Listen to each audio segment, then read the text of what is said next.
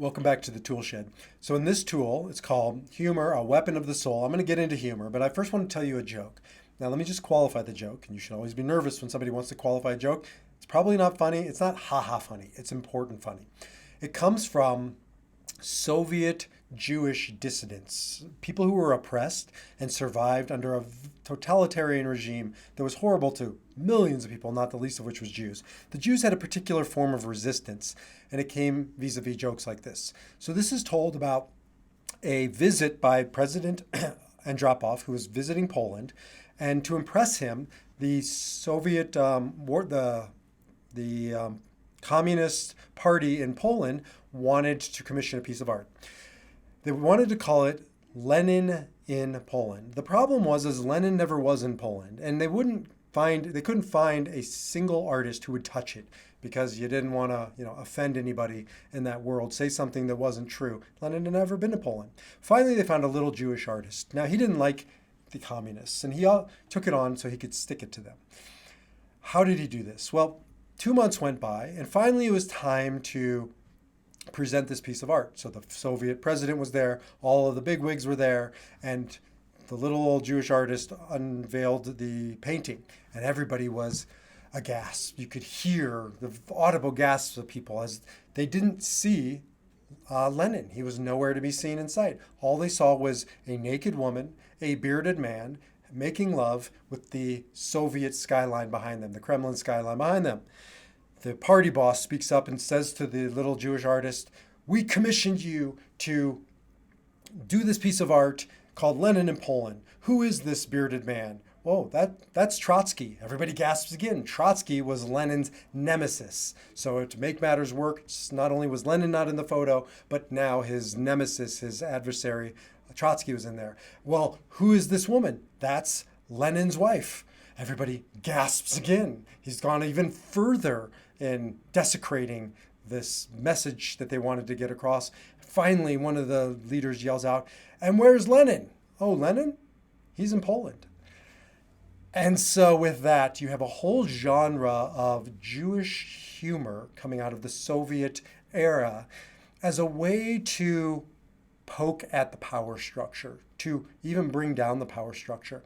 You have Jewish humor throughout history emerging in the most unlikely of places. And that's even true with the Holocaust. There were there was humor coming out of the most darkest time in the Jewish people's history, maybe in the world history, and Viktor Frankl talks about it. He talks about it in Man's Search for Meaning. He just mentions it, but it is part and parcel of the work I do as a logotherapist, and that's why I want you to have it as a tool, as a concept, so you can use it in your life. Viktor Frankl says the following: "Humor was another of the soul's weapons in the fight for self-preservation. It is well known," writes Frankl, "that humor, more than anything else in the human makeup, can afford an aloofness and an ability to rise above any situation, even if only for a few seconds." So humor is a weapon of the soul. I want you just to sit with that for a second. It isn't that just telling jokes is funny. It can be, it doesn't have to be. It is a defiant stand, according to Frankl. He talks a lot about making a defiant stand. When you come up against circumstances that you can't control the outcome, all you can control is your response. This is the last of human freedoms, he wrote later on. The ability to choose one's attitude in any given set of circumstances, to choose your own way. And sometimes that's as simple as poking fun, as telling a joke like Lenin in Poland.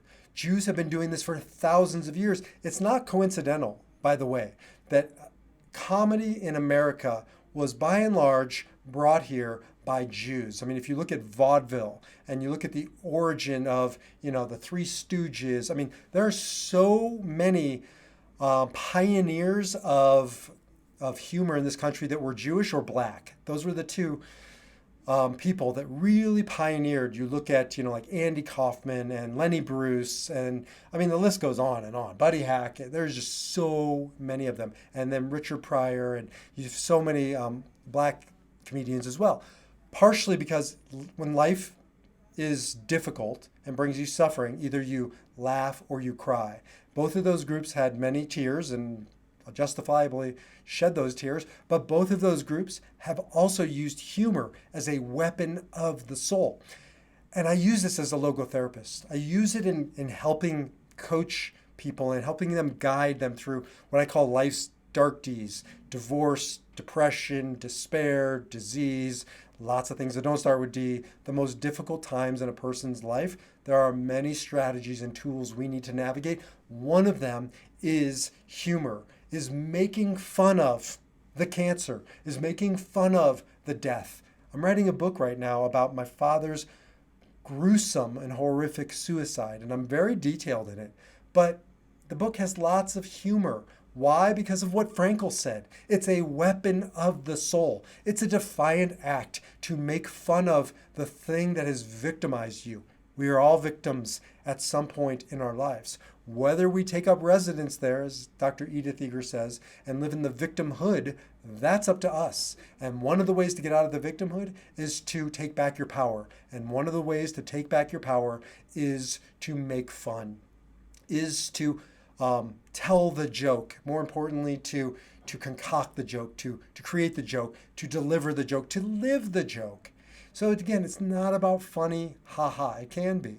And I do prescribe funny movies and sitcoms as a way to take back your power when you're feeling depressed and in a dark place. Of course, it's only one of the many weapons of the soul, but it is a weapon of the soul. It is a defiant stand to poke fun at the thing, or the person, the thing, the system, the group that persecutes you, that has power over you. Because as you do, you take back some of your power, and that is what this is all about. So rethink the way you use jokes, tell jokes, use humor, think about humor in your own life, not just as a genre to watch movies in, or as, an act telling a joke. Think of it as a weapon of the soul. Treat it with that kind of power as you take back power from whatever circumstance you're going through. Because in the end, you don't have power over your circumstances. You only have the power to choose your response. I will see you in the next video.